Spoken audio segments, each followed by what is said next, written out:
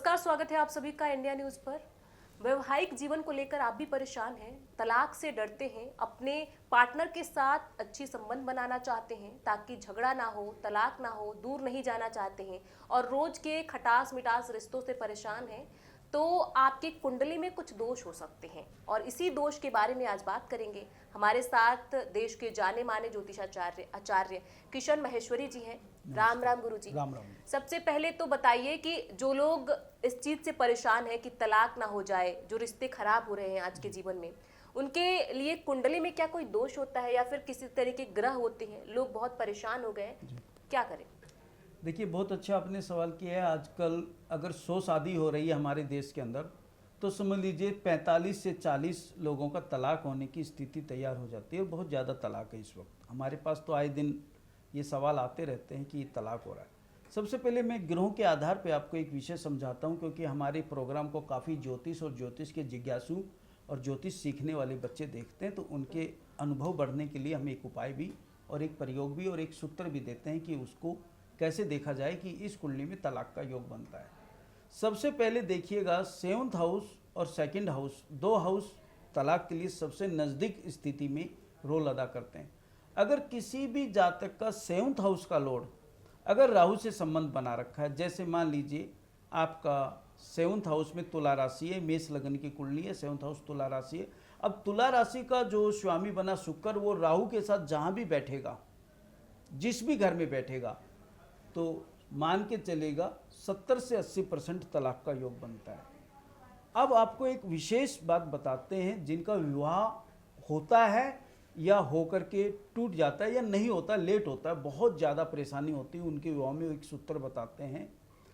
किसी भी जातक का 7th हाउस का लॉर्ड 6, 8, 12 से अगर संबंध बना ले, 6ठा भाव, 8वां भाव या 12वां भाव में बैठ जाए, तो आयु से, जो विवाह की आयु होती है, उससे 10 से 8 साल लेट शादी होती है।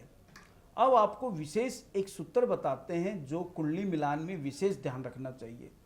देखिए, कोई भी जातक की पत्रिका जब आपके पास मिलाने के लिए आता है या फ़ोन आता है, आजकल तो लोग फ़ोन पे ही पूछ लेते हैं, अन्यथा ये काम तो गलत है।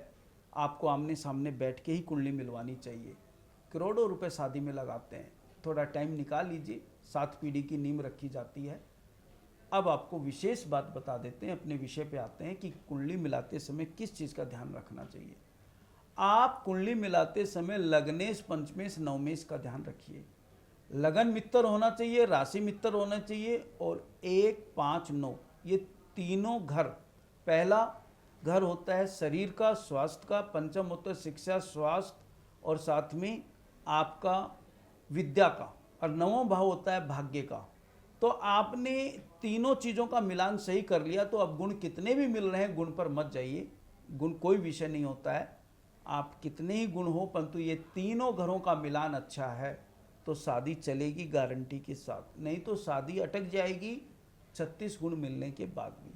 विशेष अगर 7th हाउस के साथ राहु का संबंध है या राहु कहीं से भी 7th हाउस को देखता है, तो वो कुंडली बहुत अच्छे से बड़े विद्वान के पास जाके मिलवा करके अध्ययन करा के ही शादी करें, नहीं तो तलाक तय है, फाइनल। अब तलाक से बचने के लिए क्या उपाय किया जाए? अगर किसी विद्वान ने आपका ये बता दिया है कि आपकी कुंडली में 2 मैरिज का योग है या 3 मैरिज का योग है, तो आप अपने जन्म नक्षत्र वाले दिन या किसी पंडित जी से सही से मुहूर्त दिखा करके एक घट विवाह कराएं। घट विवाह कैसे होता है? शिवजी पार्वती जी का गठजोड़ा बनाकर रुद्र अभिषेक कराएं, नमक चमक से हनुमान जी को चोला चढ़वाएं और एक सुंदरकांड का पाठ पढ़ाएं और साथ में संपूर्ण रुद्री पढ़वा करके रुद्र अभिषेक कराएं शिवजी भगवान पार्वती जी का। और उसके बाद एक पानी का मटका भर के, अगर लड़की का विवाह हो रहा है तो पानी का मटके के ऊपर पैंट शर्ट रखें, और लड़के का हो रहा है तो मटके के ऊपर एक साड़ी और एक ब्लाउज रखें, यानी कि मटके को दुल्हन बनाएं, उसके गठजोड़ा बना के उस बच्चे का विवाह कराएं। उसके बाद उस मटके को तोड़ दिया जाए, यानी खंडित विवाह हो गया।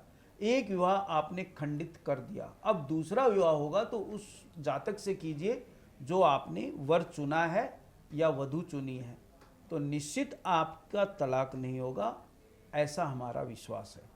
आशा है विशेष समझ में आया होगा। आप सभी को नमस्कार।